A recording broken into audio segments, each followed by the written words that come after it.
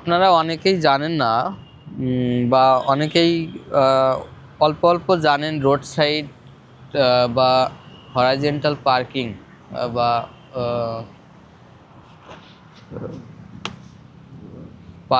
Horizontal parking কিভাবে করতে হয় এই রাস্তার পাশে।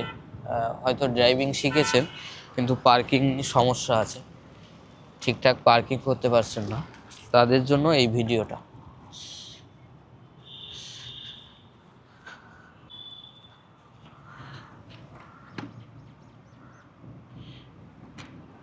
এই যে পার্কিংয়ের সেট আপটা আমি রেডি করছি, এটা হচ্ছে হরাইজন্টাল পার্কিং বা প্যারালেল পার্কিং।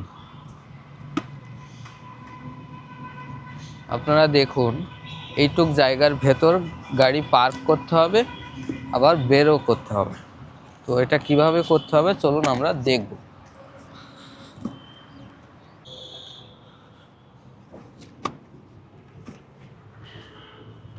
কোনগুলো রেখে দিলাম, এবার আমি পাইপ রাখবো।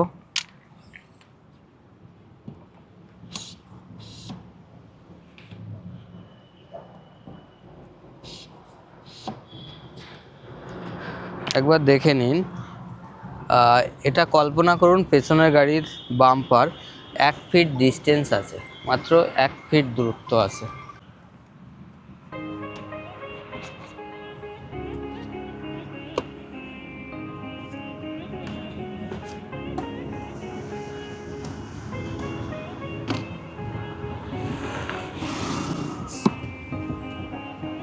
এখানেও ঠিক 1 ফিট ডিস্টেন্স আছে, তাহলে সামনে 1 ফিট, পেছনে 1 ফিট। এই জায়গা কাজে লাগিয়ে আমাদের গাড়িটা বের করতে হবে পার্কিং থেকে। কিভাবে চলুন আমরা দেখি কিভাবে এটা করতে হবে। ব্যাক গিয়ার, লেফট স্টিয়ারিং, একটু একটু করে পেছনে আসতে হবে। আবার খেয়াল রাখতে হবে যাতে পেছনের গাড়ির সঙ্গে ধাক্কা না লাগে। আবার সামনে, পেছনে, সামনে,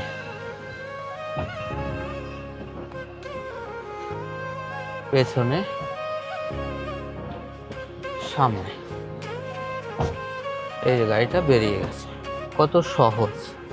এটাকে বলে স্মার্ট পার্কিং, যা আমরা আপনাকে শেখাবো। আবার গাড়িটাকে পার্ক করব, কিভাবে করব?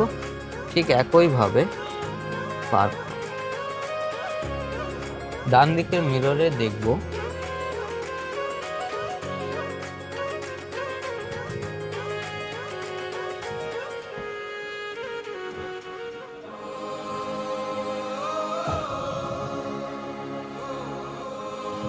দেখুন কত সহজ। আসলে টেকনিক জানলে যে কোনো বিষয় খুবই সহজ, টেকনিক না জানতে পারলে কঠিন। তো আমরা আপনাকে কিছু ফর্মুলা দিয়ে ড্রাইভিং শেখাবো, যেটা খুব কঠিন বিষয়টাকে সহজ করে দেবে।